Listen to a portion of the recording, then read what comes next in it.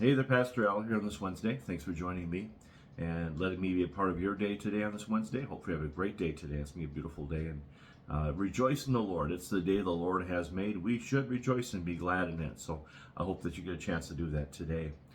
You know, I was thinking about when I was younger, I used to lift weights, and yeah, I hit a plateau once in a while, and it seemed like I couldn't get past it. I'd have to work really hard and get to the next level, and not just with weights, but there's a lot of things that we may plateau on in our lives, whether it's some kind of sport that we like to do, like even golfing or even running time.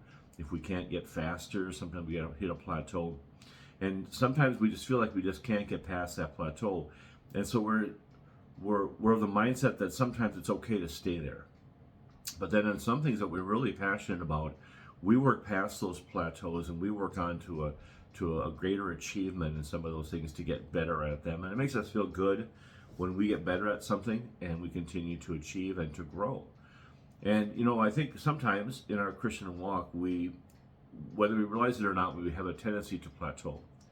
We have a tendency to get to a level with Jesus Christ and intimacy with Him, and we think that we're good there. We don't have to grow anymore. We don't have to change. We don't have to achieve.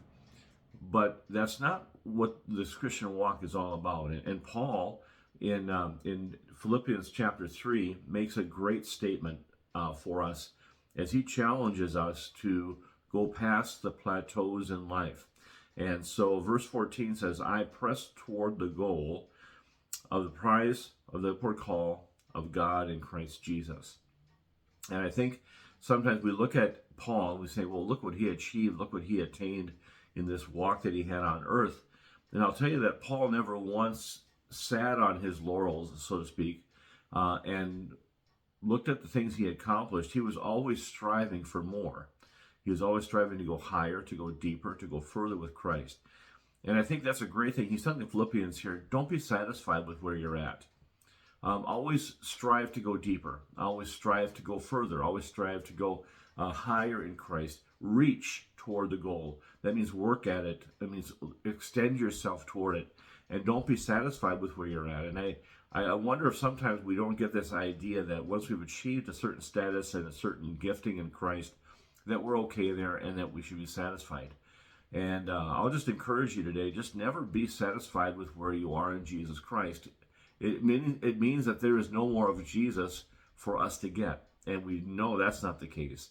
There's so much more for us to experience of Jesus Christ if we allow Him the opportunity to show us and to take us there. And you know, one of the things that Jesus always did with the disciples, He always worked. And He always worked until His time was done. He never just sat and rested and said, there, that's it. And not until was He on the cross that He said, it is finished. And so what a great example even from Jesus. He worked and did His Father's work until all was complete and then His job was done. And we know that certainly after He said that word, it is finished, that He did give up His Spirit and He died for us. So I just want to encourage you today, when you think about the things that you're doing for Jesus, don't ever be satisfied with the amount of time that you spend in prayer. Don't ever be satisfied with the amount of Bible reading that you might do.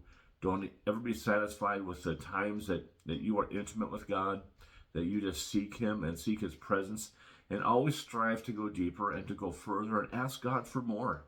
You know, it's okay to ask Him to give you more. And watch what He does when He does give you more. Watch what He does when He sends you to the deepest places with Him and He allows you to grow in Him. So I hope you find that an encouragement today. And as always, have a great day in Jesus.